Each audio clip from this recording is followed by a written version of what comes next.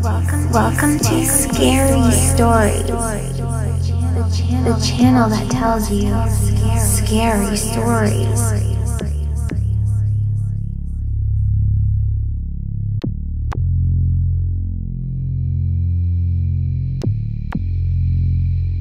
October Dogman in the Apple Orchard, as told to and read by Peter Bernard.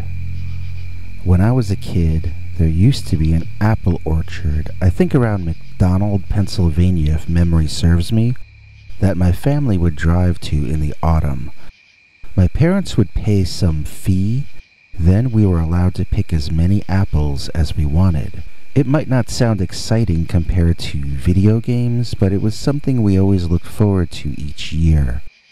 Part of it was the drive up and back, getting to see all the trees along the way, each of them colored slightly differently from the next one, no two alike. That was my favorite part of the trip, the wonder of so many trees, mostly of the same species in each area, yet every single one of them a completely unique individual, the same as people are. Then, getting to pick and eat apples, something created specifically for us to eat, a bribe offered to us by nature. We'll give you something sweet that prevents your starvation, and in return, you spread our seed far and wide. The yearly trips had the effect of reassuring us that life was a gift, and that we were the lucky recipients, that this world was created as a garden for our enjoyment. They added to our contentment as a family. That is, until the year I encountered a dogman in the apple orchard. I think our experiences can shape our worldview as much as our imaginations and philosophies. People who grow up in hellish environments understand the dark side of life, and those who have been raised in a loving environment can better appreciate the light. A mature worldview includes both and every shade in between, but most often the lessons which allow us to see more broadly are painful ones. Some things can only be seen through scarred eyes. In my case, my greatest teacher was the Dogman. He shattered my comfortable worldview. He destroyed my every preconception of how the world works. He deflated my sense of importance and the importance of our entire species. Dogman demonstrated to me that we are not on the top of the food chain. This world was not created just for us. So, this is what happened as well as I can remember it. It was a warm day for October, and my sister and I were racing around more than usual. We had gone to the orchard for I think 5 years by that point.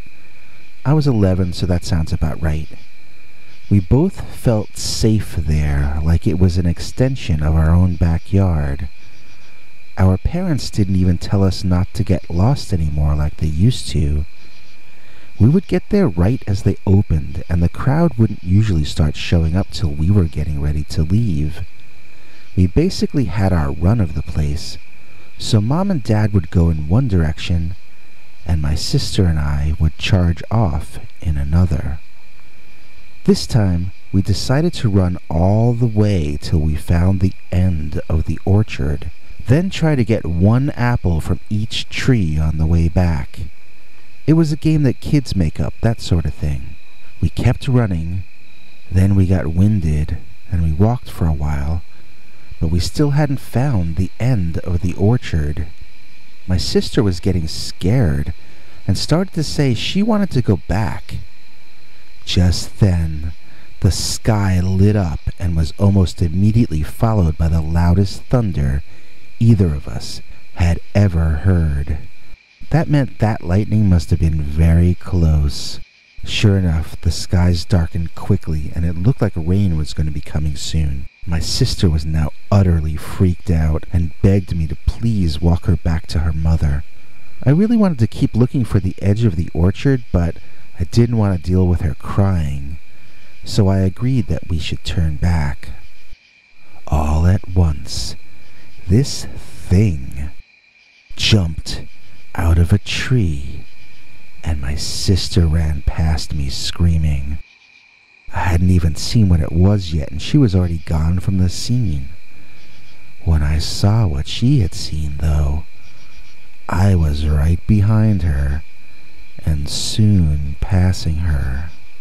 I'll try to explain what I saw, because I only saw it for maybe 1 or 2 seconds, maybe not even 1 second.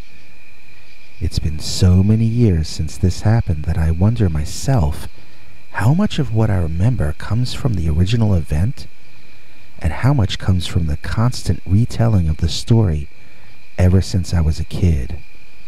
I must have told this story 100 times in all these years.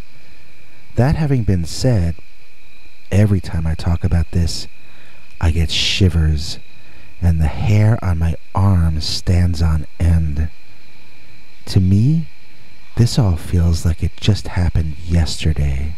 So I was looking over my sister's head and saw something large and heavy drop out of the tree. It was just a grayish blur, and I couldn't make out any detail. I heard it land, but did not see it land, because my sister was blocking my view. When she pushed past me to run back to our parents, I finally saw it in full, from its hairy legs up to its pointed ears, on top of its canine-looking head. This was a big black dog, but it was standing up like the big bad wolf from that old Disney cartoon. It looked evil in that same cartoonish way, like something that did bad things just because it wanted to. It drew its lip back and growled at me, standing tall at the shoulder, but lowering its head into a threatening pose. The teeth were just ridiculous, just absurdly long. It looked like something had walked out of a nightmare into the apple orchard. That was all I needed to see, so I ran. When people ask me the color, I say I remember it being gray. The fur was like that of a wolf, but more of a solid gray color. People ask me if it had hands, or claws, or paws, or what, but I honestly don't remember that part. I'm not sure I ever thought to look at the paws because I was staring at the teeth and noticing the terrifying body language and facial expressions. People also ask me if its eyes were red or yellow or orange, and I don't remember that part either. I thought of it as a dog monster, so I guess it must have had dog-like eyes. I don't remember them glowing or anything like that, which doesn't mean they weren't. I guess the eyes were dark as far as I can remember. I probably wasn't making eye contact. I think even as a kid, I knew not to make eye contact with an angry dog. So we ran back to our parents, convinced that the dogman was chasing us the entire way. I never looked back, so I don't know. When we finally found Mom and Dad, they laughed at our story. But on our way out, Mom told the people at the entrance that her kids saw a wild dog out in the orchard, so maybe they might want to check it out. I think they ignored her or humored her or something like that. Right after we started driving away, the skies opened up and the rain started coming down so hard that Dad pulled off the road for a while, and we waited till the worst of it blew over before we drove the rest of the way home. It was during the hardest part of the rain that my sister started pointing out her window in the back. She was screaming that the dog man was running past. I looked, and there was someone or something running past us at the edge of the woods. With all the wind and rain, I literally couldn't tell what I was looking at. It might have been the Dogman. It might have been a pedestrian caught in the storm. It could have been Smokey the Bear for all I could tell. Once the rain calmed down, both of us watched outside for the rest of the drive. We were certain we were going to see that monster again, and we wanted our parents to see it with us this time. But instead, life decided that we would never see a Dogman again, either one of us. And so that's my story of the time I saw Dogman in the apple orchard. Don't go away, we've got a new Dogman story read by Madeline Starr coming right after this. Do you have a scary story you want us to read on the show? Just call our voicemail hotline, 804-LIST-SCARY. That's 804-537-2279. And now for something completely scary. Locked in a car with Dogman Outside. As told to Peter Bernard, read by Madeline Starr. This is a story about an experience I had in college that was the scariest thing that ever happened to me. At the time, I wasn't sure I would live to tell anyone what happened. This is about the one and only time I ever saw a Dogman. But I didn't just see it. I got screamed at and menaced by it for almost 20 minutes. I hadn't known the Dogman had become famous until my granddaughter told me recently. I asked her what she was listening to on her Walkman, and she explained that first of all, it was her phone, and second of all, she was watching a video about Dogman.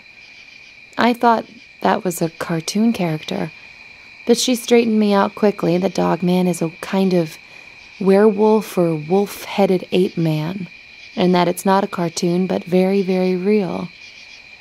I flashed back to 52 years ago, when I saw a creature like that.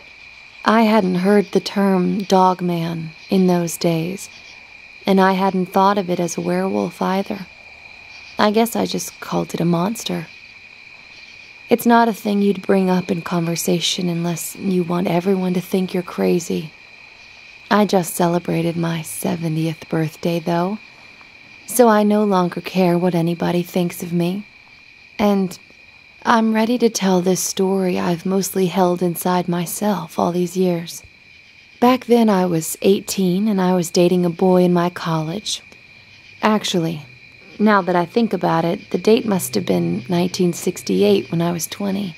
That would be 50 years ago, not 52. I remember this because the boy I dated had his own apartment in Pleasant Valley, New York. I used to think of him when I heard the Monkees' song, Pleasant Valley Sunday. And I just learned from the internet that the song didn't come out until 1967. So I think I started dating that boy. Let's call him Nez, because he was a huge Michael Nesmith fan and wore a wool hat to look like Mike. When I was 19 and 20, and that would place this all in 1967 or 68, I eventually broke up with this boy because he was always promising me things to get me to go out with him, then substituting something far less cool. In fact, that's exactly how my Dogman story starts. Nez called me up and told me he wanted to take me to the movies, but not just any place. He wanted to take me to the coolest theater he knew. I, of course, said yes, and I went shopping to get a nice dress to wear on the date. He picked me up in his noisy car that always seemed to need a new muffler and proceeded to drive me to this patch of dirt on a hill overlooking a drive-in movie theater. I asked why we were parking in the middle of nowhere, and he told me the view from here was better than the view for the people who paid to go inside the drive-in theater. So he wasn't taking me to the movies at all. He was taking me to the forest where we could watch a film with no sound. This is what I got dressed up for. Obviously, being a young man, he tried to snuggle with me, but I was not in the mood. I wonder why. After a while, he said he had to go do his private business, and he walked off into the woods, leaving me in the car alone. Now, looking around, I wasn't just bored and annoyed. I was starting to get kind of scared. It was really creepy out there at night. Upstate New York is very beautiful, and I tried to remind myself of that. But all I could think of is that campfire story about the man with the hook instead of a hand, and the couple parked in Lover's Lane. Except at the end of that story, the boy drives away from the killer. My boy had left the driver's seat for parts unknown. I looked to see if he had left the keys in the ignition, but he had taken them with him. I couldn't get out of here, even if I wanted to. Nervously, I leaned over and locked the driver's seat door, and checked to see that both back doors were locked as well. Something caught my eye out of the rear window, and I did what they used to call a double take. There was a man standing outside behind the car. He was walking toward my window, emerging from the darkness into the moonlight. My eyes widened, and I couldn't believe what I was seeing. It was a male, all right, but this was not a man. Not in the conventional sense, anyway. This was a hairy monster. I had read stories in the newspapers about monsters that haunted lovers' lanes, but I always thought, or hoped, that they weren't real. I figured they were the kinds of stories parents tell their kids to scare them into behaving. This thing caught sight of me in the car and nearly flew the last steps until it was right against my side window, breath fogging up my windshield, even though the night should have been too warm for that. This thing leaned down and pressed its forehead hard into the glass, making its ugly face even more terrifying in the process.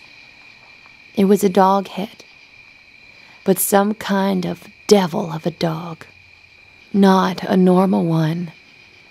Its eyes shone in a way that a cat's eyes will shine when they stand in the dark and you photograph them with your flash turned on. Except this is what this dog-headed monster's eyes looked like to my naked eye. It slobbered like a dog, panting furiously in the way a dog does. Its front legs and back legs looked like thicker versions of a normal dog, except the front paws splayed out on my window to look more like hands or claws. The thumb was separated from the other fingers, but it wasn't a fully human-looking hand. I did suspect it could probably pick things up with those claws, though. It was like a dog, but like a monster at the same time, and it was angry at me. Unable to get through my side window, it jumped on the hood, and it howled.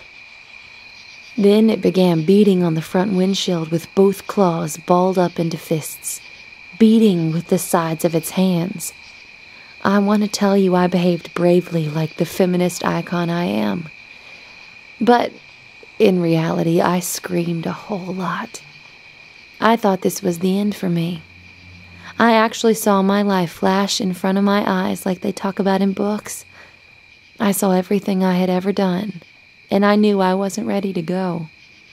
I wanted to get out of this, but the only thing I could do was sit there and pray the monster would go away.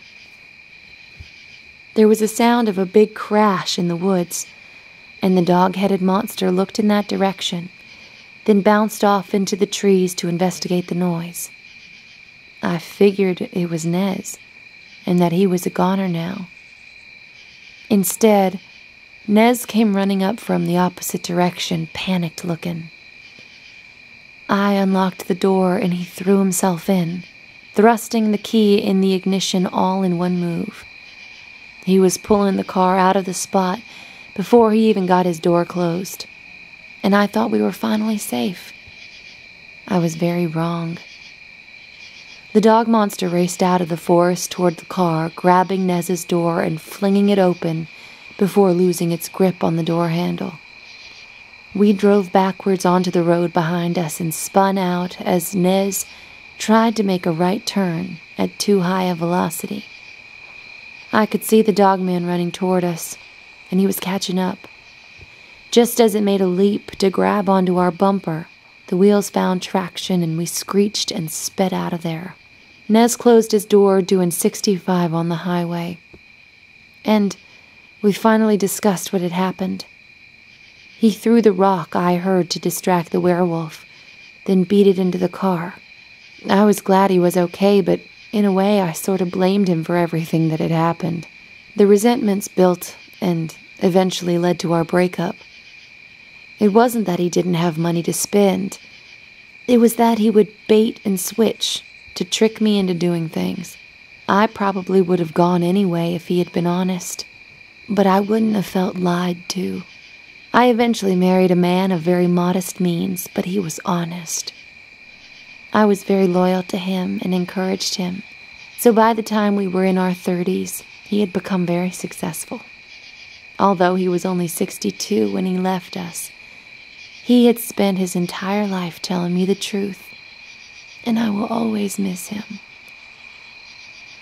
But I'll tell you who I will never miss, and that is the Dogman. Check out the audio podcast version of Scary Stories NYC, now available on iTunes, Stitcher, Google Play, and other popular podcatchers. Bigfoot Attacked My Tiny House. Scary Stories by Peter Bernard, Volume 1, now available on Amazon in paperback.